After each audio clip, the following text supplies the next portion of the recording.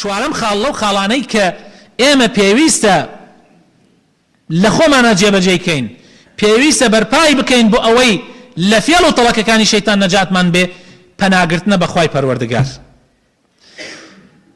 زۆر زەرورە برا بەڕێزەکانم ئینسانی مسلمان لە هەموو کار و بارەکانیە کە دەستی پێ ئەکات پێغەمبەر صلی الله علیه وسلم فێرمان ئەکات حەق کارێکی بچووکەوە کە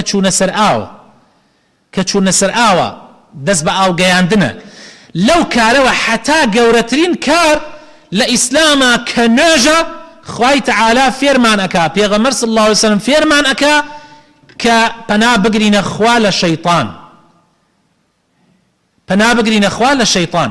زۆر زەرورە برا بەڕێزەکانم ئێمە لە هەموو کارەکانمانە پەنا بگرینە خوا لە شەیطان لە چوونە سەر ئاو لە کاتی تووڕەبوونە چونکە تووڕەبوون بەشێکە لە شەیطان لە ئاگرەوە هاتووە بەشێکە لە شەیطان پەنا بگری بەخوا خوای گەورە نەجات دەدا.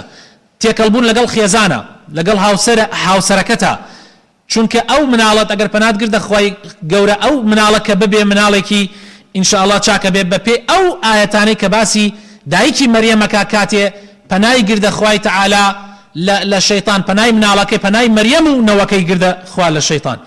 هەروەها لە کاتی قورئان خوێندنە خوای تەعالا لە قورئانە فەرمێ فإذا قرأت القرآن فاستعذ بالله من الشيطان الرجيم. هەروەها لە کاتی نوێژە يعني هەندێک جاری وا هەیە ئێمە لە نوێژە ئەیجین مسلمانان ڕیزەکانتان جوانکەن پاڵ بدەن بە یەکەوە با شەیطان نەیەتە نێوانتانەوە. جار وا هەیە بیستمە لە هەندێک مسلمان کە تێنەگەیشتووە لە دینەکەی خوا ئەڵێ ئەی شەیطان چێکا لە ناو مزگەوتە. ئەی چۆن شەیطان چێکا لە ناو مزگەوتە؟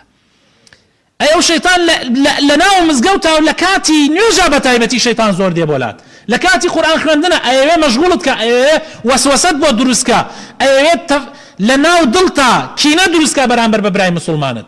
بۆیە پێغەمبەر فەرمێ صلی الله علیه وسلم ئەفەرمێ پاڵ بدەنە یەکتریەوە لە کاتی نوێژە ڕیزەکانتان پڕکەنەوە شەیطان دڵەکانتان بەرامبەر یەک ناگۆڕێ ئەگەر وانەکەن فتەختەلیفە قولوبکم پێغەمبەر فەرمێ صلی الله علیه وسلم دڵتان بەرامبەر بە یەکە گۆڕێ. هادیتانە لە کاتی نوێژە لە کاتی دەستنوێژە لە هەموو کاتێکە تۆ پەنا بگرە خوای گەورە لە شەیطان. هەروەها برا بەڕێزەکانم لە کاتێکە گوێت لە سەڕەی گوێدرێژ ئەبێ پەنا بگرە خوا لە شەیطان. هەروەها کاتێک لە دەشتێکی چۆڵای ئەترسیت ترسێک لە دڵتا هەیە یان ئەخەوید لە شوێنێکی چۆڵە پەنا بگرە خوای گەورە لە شەیطان. هەروەها لە کاتی ئێواران و بەیانیانە دوعا بکە بۆ مناڵەکانت یعنی پەنا بگرە بە خوای گەورە کەوا خوای تەعالا لە شەیطان بیان پارێزێ.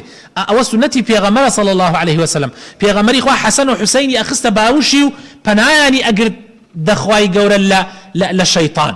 ئێمە ئەوە ناکەین براکانم پێغەمبەر فەرمێ صلی الله عليه وسلم هەر مەغریبی لێ هات مناڵەکانتان بێنە ماڵەوە چونکە شەیطان لەو کاتە دەرەچێ هەتا وەکو سەعاتێک بەسەر مەغریبا تێپەڕەکە ئەم جاگەر دەریشتنە دەرەوە کێشەی نییە. بۆیە براکانم ضرورە ئێمە لەو کاتانە پەنا بگرینە خوای گەورە لە شەیطان و لە کاتی خەوتنە و لە کاتی هەڵسیان لە خەو چونکە براکانم پێغەمبەر فەرمێ صلی الله علیه وسلم لە حەدیثێکە ئەفەرمێ بۆ نوێژی بەیانیان شەیطان سێگری ئەدا لە سەری هەموو کەسێک کاتی ئەخەوێ بۆ ئەوەی هەڵەسێ بۆ نوێژی بەیانیان جا کە هەڵسای ذکری خوات کرد پەنات گردە خوا لە شەیطان یەکسەر ئەوە گرەیەک یەکرێتەوە کە دەست نوێژت کرد گرێکەی تر یەکرێتەوە کە نوێژت کرد ئەوە گرێکان لە ئەچێت لەسەرت. هەروەها برا بەڕێزەکانم وەکووتمان هاتنە مزگەوت بۆ ناو مزگەوت پەنا بگرە خوای گەورە لە شەیطان لە کاتی سەفەرە لە کاتی شەوانە لە کاتی هاتنەوە بۆ شارەکەی خۆت یان چوونە ناو شارێکەوە پەنا بگرە خوا لە شەڕی ئەو شارە لە شەڕی ئەو شوێنەی کە بۆی ئەچیت. و هەروەها لە کاتی سەرکەوتنی وڵاخ و سەیارە و ئەمانە زۆر ضرورە پەنا بگریتە خوا و ذکر بکەی پەنا بگریتە خوا لە شەیطان. براکەنم ئەمانە ضرورە حتا کڕینی سیارەیەک کڕینی حتا کاتێک ژنێک ئەهێنی هەموو ئەمانە پەنا بگرە خوای گەورە لە شەیطان و لە شەڕی شەیطان زۆر ضرورە. ئێمە ئەمانە ئەگەر بیری لێ بکەنەوە زۆر بەمان جێبەجێ ناکەین زۆر بەمان پەنا ناگرینە خوای گەورە لە شەیطان لەو کاتانە.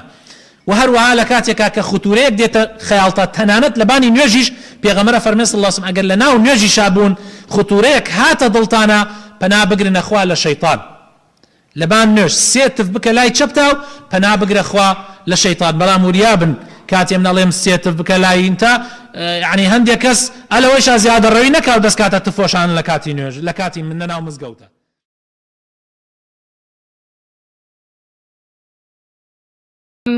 ألم تر كيف ضرب الله مثلا كلمة طيبة كشجرة